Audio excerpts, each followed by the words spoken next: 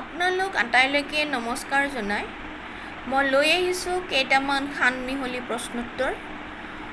আশা কৰোঁ মন দি শুনিব। প্ৰথম প্ৰশ্ন, সাৰে জাহাঁ সে আচ্ছা গীতটি কাৰ ৰচনা?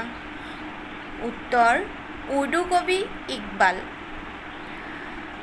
দ্বিতীয় প্ৰশ্ন, কিমান চনত আহোমৰ শাসন অন্ত পৰিছিল? উত্তৰ, 1826 চনৰ ইয়াণ্ডাবু সন্ধিৰ পিছৰ পৰা। 3 নম্বৰ প্ৰশ্ন, কিমান চনৰ পৰা ভাৰতত মোগল শাসন আৰম্ভ হয়? উত্তৰ, 1526 চনৰ পানিপথৰ প্ৰথম যুদ্ধৰ পিছৰ পৰা। 4 নম্বৰ প্ৰশ্ন, আহোমৰ প্ৰথম ৰাজধানী ক'ত আছিল? উত্তৰ, চৰাইদেউত। 5 নম্বৰ প্ৰশ্ন, কোন ৰজাৰ দিনৰ পৰা অসমত লোকপিয়ল আৰম্ভ কৰা হৈছিল? উত্তৰ, আহোম স্বৰ্গদেউ চুহুংমুঙৰ দিনৰ পৰা।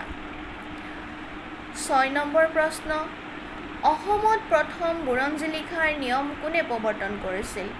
উত্তৰ, স্বৰ্গদেউ চুকাফাই। 7 নম্বৰ প্ৰশ্ন,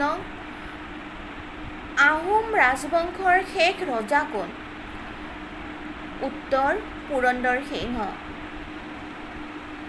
আজিৰ 8 নম্বৰ প্ৰশ্ন, বুঢ়া ৰজা বুলিলে কাক জনা যায়? উত্তৰ, প্ৰতাপ সিংহ। 9 নম্বৰ প্ৰশ্ন, ভাৰতৰ শেষৰজন মোগল সম্ৰাট কোন আছিল? উত্তৰ, বাহাদুৰ শ্বাহ জাফৰ, যাক বাহাদুৰ শ্বাহ দ্বিতীয় নামেৰেও জনা যায়। 10 নম্বৰ প্ৰশ্ন তথা আজিৰ শেষৰ প্ৰশ্ন, অসমৰ সদ্য ঘোষিত বিশ্ব ঐতিহ্য ক্ষেত্ৰ কোনখন? উত্তৰ, চৰাইদেউ মৈদাম। ধন্যবাদ।